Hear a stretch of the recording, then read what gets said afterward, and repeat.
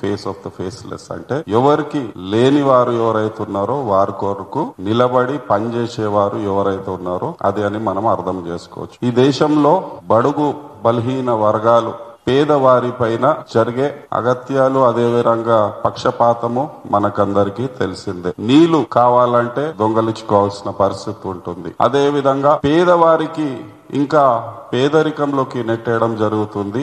ఉన్నవారు ఇంకా ఎక్కువ శాతంలో డబ్బులు సంపాదించే పరిస్థితి మనము దేశంలో, రాష్ట్రంలో, లోకంలో కూడా చూసే ఒక పరిస్థితి ఉంది. వారి పక్షాన నిలబడి పనిచేసేవారు ఎవరు అనే ఒక విషయానికి ఆన్సరు ఈ యొక్క మూవీ. లోకంలో మన దేశంలో జరిగే ఇదొక విషయాలు ఈ మూవీలో చూపించడం జరుగుతుంది. అదే విధంగా ఒక మతానికి సంబంధించిన మూవీ కాదు. ఏదైతే క్రైస్తవ సమాజం ఉందో వారు ఎప్పటి నుంచో సమాజ సేవ చేస్తూ బడుగు బలహీన వాళ్ళతోని పని చేస్తూ వారి యొక్క ఇబ్బందులని ఏదో ఒక విధంగా సర్వీస్ ద్వారా దూరం చేసే ఒక కార్యక్రమము చేసేది మనకందరికీ తెలిసిందే. ఈ యొక్క పనిలో వారు అనేక ఇబ్బందులకు గురవుతున్నారని మనకు తెలిసిన విషయమే. చాలా పేర్లు ఉన్నాయి ఇలాంటివి మనం చెప్పుకోవాలంటే. కాకపోతే రాణి మరియా గారి యొక్క వర్క్ ని ఈ మూవీ ద్వారా చూపించడం జరిగింది. ఏదైతే సర్వీస్ మెంటాలిటీ ఉందో దాన్ని ఈ మూవీలో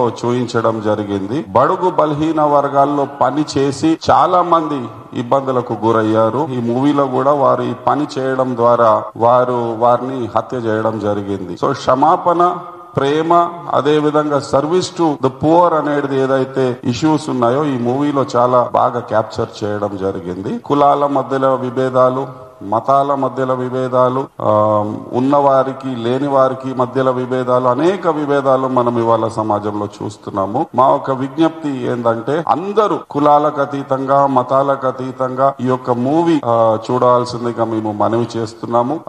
సిస్టర్ మరియా లాంటి వారు ఎంతో మంది ఈ యొక్క దేశంలో, ఈ రాష్ట్రంలో బడుగు బలహీన వర్గాల మధ్యలో పని చేయడం జరుగుతుంది. సో దయచేసి మా ఒక విజ్ఞప్తి ఏంటంటే క్రైస్తవులే కాదు, అన్ని మతాలు, అన్ని కులాలకు సంబంధించిన వ్యక్తులు ఈ యొక్క మూవీని చూడాలని మనవి చేస్తున్నాము.